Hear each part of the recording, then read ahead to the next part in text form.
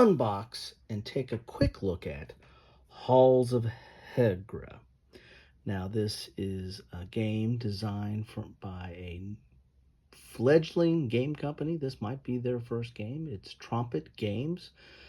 And when I saw this, saw some information on this several months back, I reached out to Tompet Games, and they were kind enough to send me this copy. So I want to do the right thing with this. So I'll do an unboxing and an overview, and after I do some playing, I'll probably do a after action and gameplay, and eventually maybe even a review on this. But some of the things that really interest me about this game is, number one, it's from a new designer, or I should say, a new publisher, and so I'm always interested in seeing what new blood does with our hobby. You know, how they the production value, the gameplay, and how they approach designing and publishing games. The other thing is, this is a solo game. This is a solo game, which is kind of music to my ears. I generally like solo games and solo war games. Covered a lot of that on my channel. The third thing is, this is about a topic that is not covered ad nauseum. This is about a siege in Norway in the early part of World War II. So you have the Germans going against the Norwegians, but it's not your typical combat situation. It's a siege situation, so there's quite a bit of logistics and setup and survival, and trying to keep your troops and your volunteers on the same page so that they can stave off the German forces. So all those things add up to something that is very interesting to me. So let's take a look at the back of the box here, and you get an example of the board here. You've got cards, ages 14 plus, one player, 70 to 90 minutes. And my understanding is that this is a tough game. This is not something that you're gonna win on the first try. I was watching an interview with Herman Luttman about some of his solo games, and like in Magnificent Style and stuff like that. And I think he was saying that you win 1 out of 3 times, or something like that, because it keeps people coming back for more. If you beat something the first time or first couple of times, then is it really a challenge? Do you really want to come back to it? So I've heard this is tough or rough. In fact, there's some comment or content from Rough Swordsman on this game, and I think he had a prototype copy of it. So I'm anxious to see what this looks like in the actual published version of it. Rough, in some of his commentary, compared this to, I think he compared it to 2 games, like This War of Mine and Robinson Crusoe. Now, both of these games are really not war games. This is more of a narrative-driven game. It's based on a video game, but one of my favorite solo games of all time. I mean, this is very tough content, but very good game.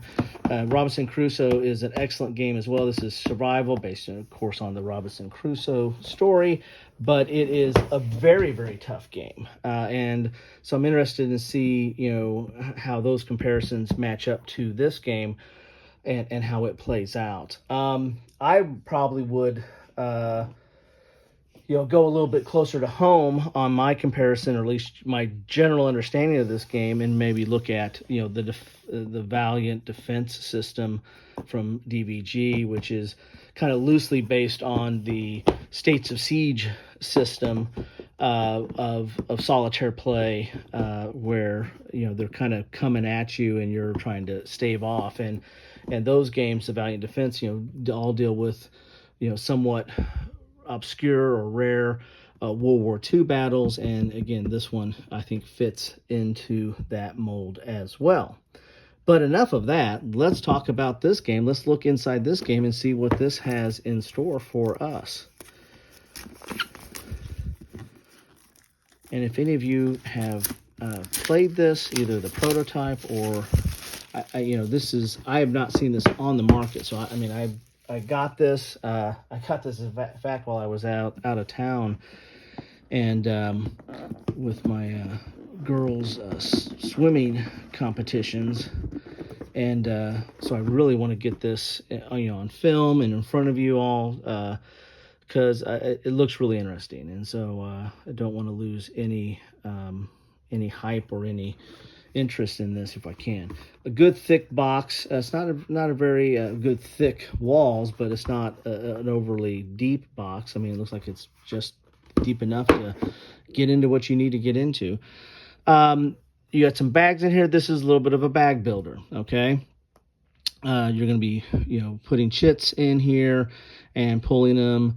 And those chits are either going to be forces, kind of coming at you, or could be bad things that are happening, and there might be a bag that you're building, you're pulling forces out of, or reinforcements out of. So there's your recruit bag, there's your reinforcements, here's a hit bag, that can't be good.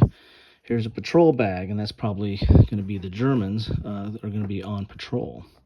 Here is the rules. And we're at 32 pages, but on the back here you have a player aid. Again, this is solitaire, so there's going to be different phases that you're going to need to pay close attention to and follow them in a sequence. A lot of solitaire games do that, and that's how they replicate the AI's ability to do things on the board or against you. So there's an event phase, a morning phase, and a day phase. Then you have these bands across the top: mobilization, first attack, and then siege 1 and 2. Now, again, this is a siege. The first few turns, the Germans are going to be building up their forces, but that gives you time to build up your forces, to get resources, to get supplies, to get some recruits, to repair the fortress that you're defending. There's both defensive positions and guns that you're needing to allocate resources to get them in shape to stave off the German attack. So there's a lot of stuff, and you're going to be continuing to do that even during the Germans' attack, but it's not going to be as easy as it is during the first couple of turns. Of course, nothing's probably ever going to be easy. So you have the components in here, very clear, large font, and it's in color. You've got the defender disc, and these discs are what you're going to be pulling out of the bags. Damage tiles, event cards. So you not only have a bag builder, you got event cards that are going to be doing certain things. Here's your setup for the game. Here's an overview. Here's gameplay. I'm talking about those phases again. And again, I'll probably go into a little bit more detail of how the game plays once I learn how to play it and have played it, and then I'll do an after-action report. Here's these doubt tokens. That's something that's going to be like seeding your bags and, causes problems. I mean, doubt, I imagine, is going to maybe run off some of your reinforcements or your volunteers. And if you lose them, then you're losing vital resources. There's a little bit of a worker placement in this game as well. I think that's why there's the comparison to this War of Mine, Robinson Crusoe, and the like. That there's a lot of Euro mechanics in here with the bag building and with the card play and events, and there's just a lot of different things coming together for your gameplay and mechanics. Supplies are important, of course, and you're going to be part of the game is going to be establishing a supply route to get stuff to you. Infantry attack, suppression, injuries. Injuries are one of your loss conditions, I believe. That if you get too many of your forces in beds or injured, then that's a way to lose the game, and so you're going to be needing to heal them up. and there's a whole mechanism on how injured they get and how you heal them up, and there's some of the reinforcements you might get of recruits or medics. So that's something you might want to pay attention to. Again, the thing that I think is another thing that is interesting to me, or actually is appealing to me, is there's a lot of different things that are going on. A good solitaire game, well, any good game has a lot of decision space, but a good solitaire game has a lot of tough decisions, right? That, do I do this? Do I do this? I have limited resources. And what it means is that there's a lot of replayability here, and that nobody's going to play it the exact same way each time. You're going to make different decisions. You're going to get different cards. You're going to pull different things out of the bag. That's going to make you have to react to and make different decisions on that. So that's one of there's a heavy dose of decision making and weighing and balancing what the different options are and reacting to what's going on the board state. Here, this is going through the different phases here. And you can see this really lays it all out. As I said, I mean, I also see some aspects of the valiant defense system in this gameplay, which I really like and enjoy. So I think that means I'm hopefully and probably should like and enjoy this as well. Here's maintenance. Here's shoveling snow. I mean, this is getting down to a lot of the logistics here. You're checking the morale of your forces, but you're also clearing paths for them, so they can get out and do what they need to do. I mean, you're in Norway and in the cold, in the snow, and you're trying to build up a defense to stave off a siege by the Germans. So doesn't that sound fun? This is all about the German patrol and then retreat. And then you got some other rules here. So these maybe, I guess, optional rules. Then you have a historical background, which I always love reading the historical background. That's why I play history and war games, is to get a taste of that history and have a tactile feel of that history through games. Here are your counters. Really thick counter sheet there. Counters look nice and clear, and they're double-sided. And they come out relatively easy. Just putting that over there, pop one out. You get got some tokens there. This is a board, a mounted board here, but I'm not sure exactly what this is. This is Mobilization. So this is a board where you're going to be maybe like for worker placement to keep track of certain things, but it's dual-sided. So I wonder if this is during the mobilization part, and then you'll flip it over, and then these become the options for like the first attack. So the game is evolving while you're playing it, actually. Here's some thick counters here. Nice. We've got some tokens here, wooden bits. And I think these are your recruits, like you got the medic there. I think there's a green one is, well, I think when I saw the prototype, I think those might be the hunters. And then you have some military forces. And maybe the blue are Germans. No, maybe they're just the volunteers. Anyway, so these are the different forces you're going to be pulling out of the bag and actually using as like a worker placement type situation. Here are some guns that will be coming into play, and some cubes to represent different tracks. Then we have some different guns here. I think this is, I'm not sure what these are. I forgot what these are from Ruff's thing. These are different in a lot of them. Some dice here. So not only do we have cards and worker placement, we have dice. Then we have cards here. Let's get into these cards and see what we have here. And again, I think a lot of these are event-based, but I think there's different piles of cards and different cards that you're going to be pulling from over time. Let's pull these off here. You know, they're not super thick, but they're not, you know, they're not flimsy. So see, we've got high morale. That's got to be good, right? Low morale. That's got to be bad. We've got some more high morale cards here. Wonder if there's different numbers or letters on it. I'll probably end up mixing them anyway, right? Here's missions. Okay. Then we have Last Stand. Three of those cards. Siege 2. Again, when I see cards like this, it starts to remind me a little bit of some of the Valiant Defense systems. Siege 1. First, well, let's look at some of those there. I mean, I like the art. There's art on the backside with your text and some image, and there's a lot of icons, but it doesn't look too cluttered. I like that. And there's unique art on the back for the different type or groups of cards, like Siege 1 and Siege 2 have different art. Very nice. Here's First Attack.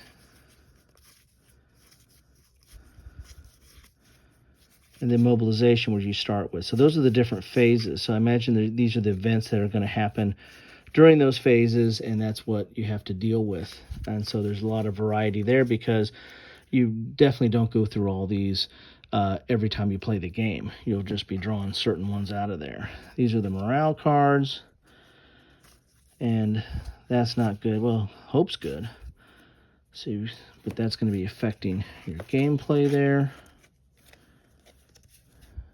I guess those are different. Mission, and then we got the map. Let's take a look at the map. I might have to go up Periscope a little bit to see what we have going on here with the map. And it's nice mounted map. Everything has been very good quality. So again, as I said before, this is a new game company, and I think this is their first game. Don't know of any other games they produced, and so far, so good. I like what I see from them. There's a lot of things to like. The quality of the components, the clarity of the text, and ease of use of stuff. Now, there's a lot on this board, so I say the clarity of the text. And you've got your map up here, and that's really where you're going to be keeping track of your supply lines or creating new supply lines, and also the Germans that are coming on to the board will all be coming up here. This is where you're defending. This is where the siege is going to take place. Here are there's a lot of here's your supply tracks. Here's where you're going to be keeping track of your forces, whether they're tired or ready. When you use someone like a worker placement, you know, some of these guys here, you're going to be placing them out on the board, and when you use them, they'll do the thing they're supposed to be placing in, but then they're going to become tired, and there's a system of getting them rest and then getting back to ready so you can get them back into play. Plus, you're going to be pulling from that recruit bag and pulling new forces in. Where's that recruit bag at there? Pulling from the recruit bag and getting new forces in, and they come in ready, and then they're ready to be played. And so some of your worker placement choices are like, here's maintenance, you know, snow shovel, repair, bolster, promote. You know, some of these things only the leader. I think there's one leader. Yeah, that's the black with the star. Some things only the leader can do, but some things you need to have like multiple, like you need to have two recruits here or forces units to do a repair. Here's how to fire the artillery, but you've got to, I think, repair the artillery first. Here's, I think, is where the defensive positions are, and you have to repair the defensive positions, and that might go up over time. Here are some combat issues here. And then this is like your combat chart here. This is the defend the walls, and this is some of the combat. Here's some worker placement in between the fire artillery and the maintenance. And then this is your medical area here, and your units will be at some level of damage in their hospital bed, and then you got to move them up to move them out, right? But if you get all your hospital beds filled, I think that's possibly I think that's one of the lost conditions there. Here's your morale and how it modifies certain thing. You got morale modifiers, morale track, and surrender. That's something that you don't want to have happen. And then down here you have your turn track, and certain things happen based on what turn it is in the track. And plus you've got, here's the mobilization part, the first attack, the siege, 1 and 2. So that you've got like basically these phases that match up with these different cards as well. So there you have it. That is a quick and dirty. You cannot play the game based on the way I just explained it, but you know, it should hopefully give you a taste of what you're going to see in here. And that's one reason why I talked about some of the other games that this potentially draws some inspiration from, because if you're familiar with those games, then you're going to, and you like those games, then you're probably, going to like this as well. There's a recruit, patrol, and hit bag there. Some more bits, some more counters that go with the game. Let's put it like this. And then you have this other board here, and I think this might fill over the area that was dealing with the mobilization, and then you've got the first attack, and then so there's mobilization, the first attack. I don't know how this comes into place. I need to read up on that. But there you have it. That is the Halls of Hegra. I want to thank Tompet Games for, hopefully I'm pronouncing that right, but I want to thank them for giving me the opportunity to take a look at this, because I like it. I like what I see, and I like that. And I really like the fact that it looks like it draws inspiration from some other games that I really like, and it looks like it's a tough game. Now, there's a lot going on that board, but as I said, I watched a few of the other content on this and how they were playing, and it didn't seem overwhelming. At least, the first few phases of it. But everything seems to make sense, and it has a place and an explanation somewhere that you can get to it. Anyway, that's what I have for you today, the Halls of Hegra. I want to thank Tompet Games again, and wanted to get this to you as soon as I could, because I think this is interesting, and I think some people who like solo games and who like different kind of topics and like a challenge in their solo play and want to see it in a war game setting, I think they're going to like this. But this is not just pure war game. This is not just pure combat. This is a lot of logistics and managing things behind the scenes. And I like that. And if you like that, well, then I think you might like this game. Anyway, thanks all, and take care.